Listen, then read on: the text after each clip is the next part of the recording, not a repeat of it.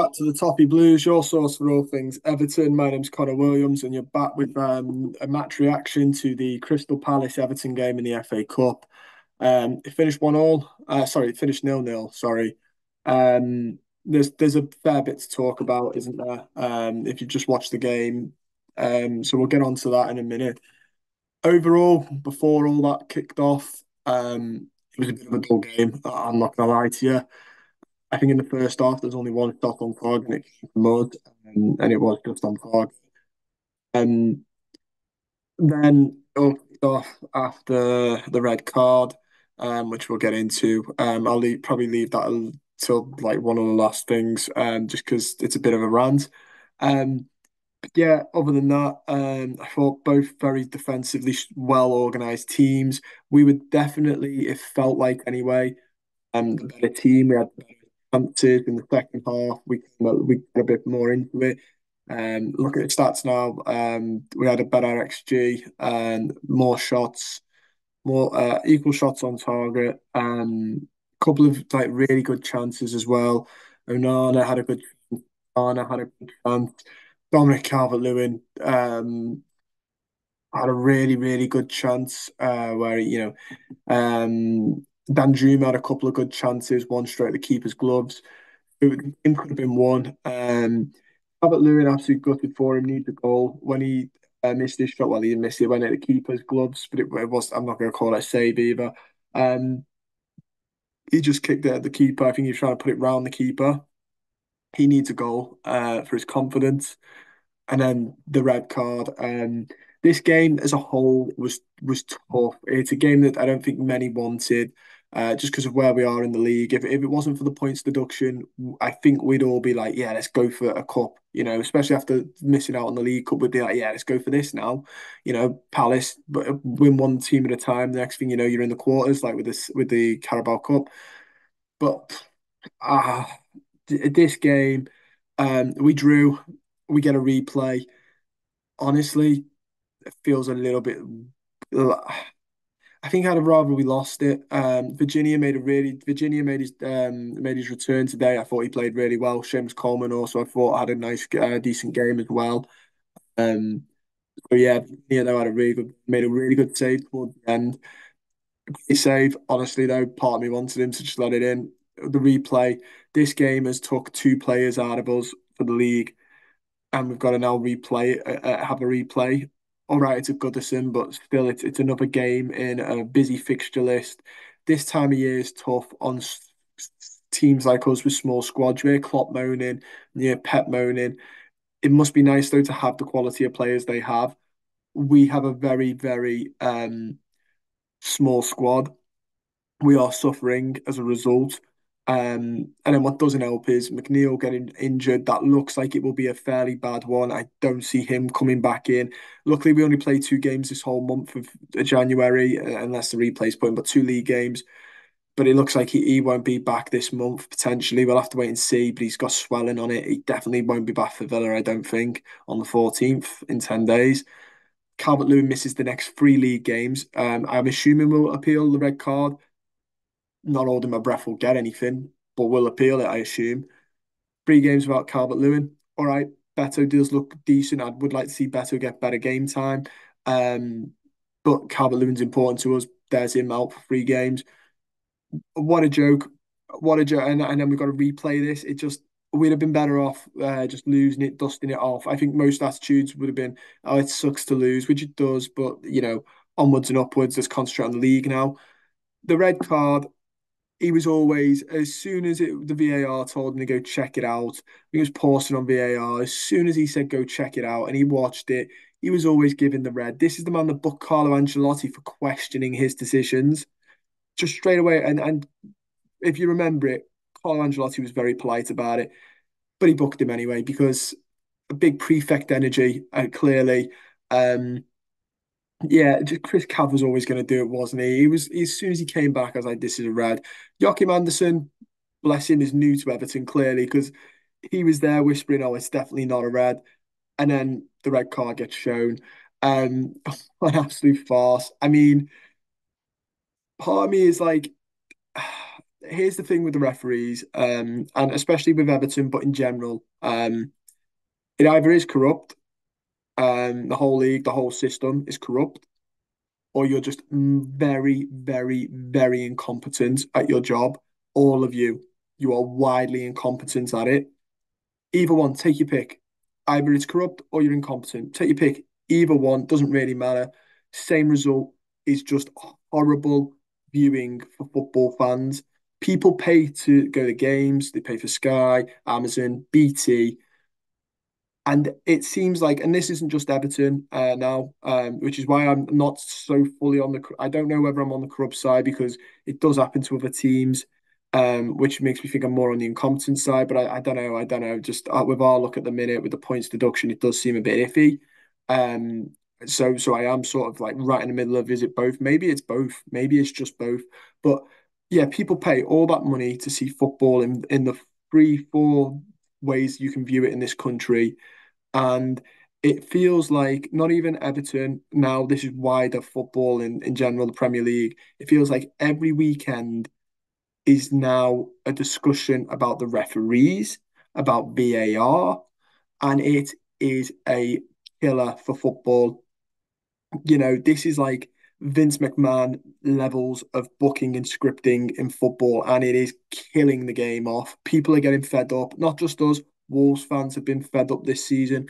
Nottingham Forest fans, Newcastle fans, Liverpool fans I've seen moaning about referees. Every weekend, the main um, discourse coming out of a Premier League weekend is the referee. They are always the talking point. Not just a referee. I mean, there are people who I think are worse and therefore are in the headlines more than others. But as a whole, every weekend it feels like we're talking about a referee or a VAR decision. It is killer. VAR was meant to help them and help them be better at their job. That's not happening, is it? They're either too scared to go against their friends or whatever.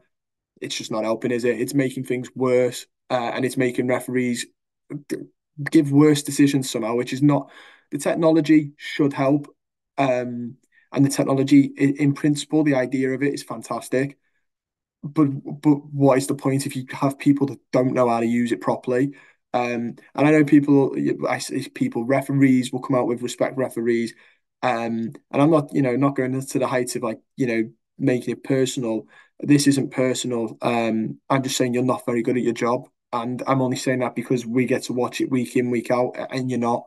Um, if you went to if you went to, I don't know, McDonald's and you watched a fella, dropping your chips before he came to the table, you'd be going, you're not very good. And then he did it to five other tables and he does it week in, week out every time you go, you'd go, he's really not good at his job. That's what it feels like watching the Premier League's refs. You go, they're really just not up to it. And it's irritating because we're talking about them every week and we shouldn't. Referees are the least important person in a football match. You are just there to just enforce the rules, keep the game in check. You shouldn't you shouldn't have your names known. You shouldn't be superstar referees. You shouldn't be talking points. People don't pay to see you. Sky aren't paying to show you. ITV don't pay the broadcast rights to show you. There are 22 men on that pitch that people are paying to see and people are paying to show people.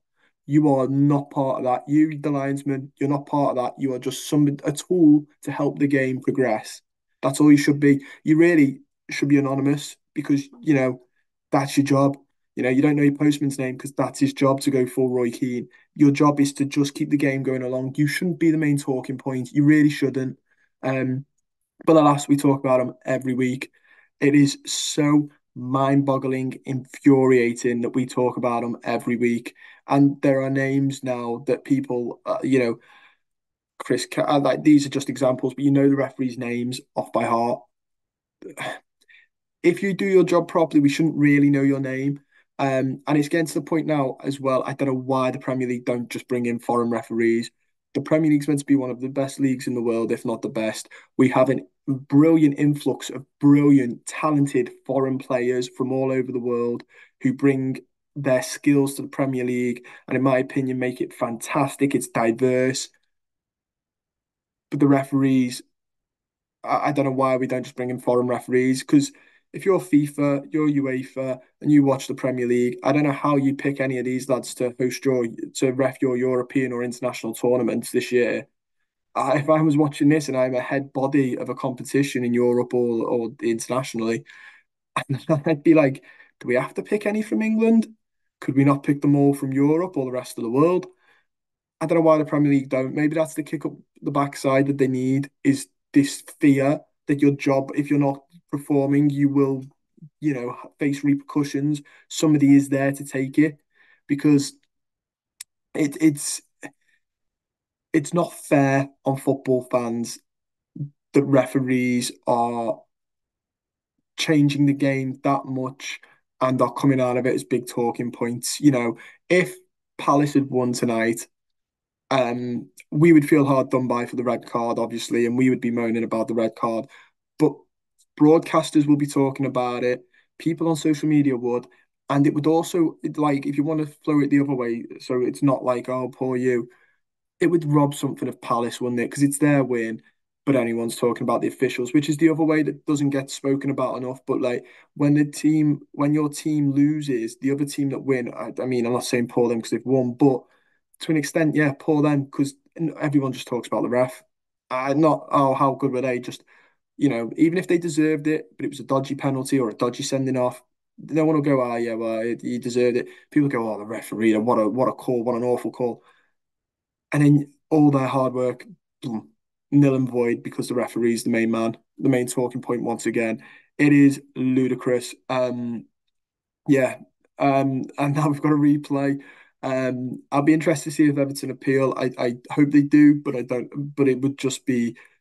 I hope they do just to do it, just to make some more paperwork for somebody, because I don't think they'll overturn it. You never know. Don't think they will, but if it means somebody has more paperwork to do good, just become really, really just irritating to people now.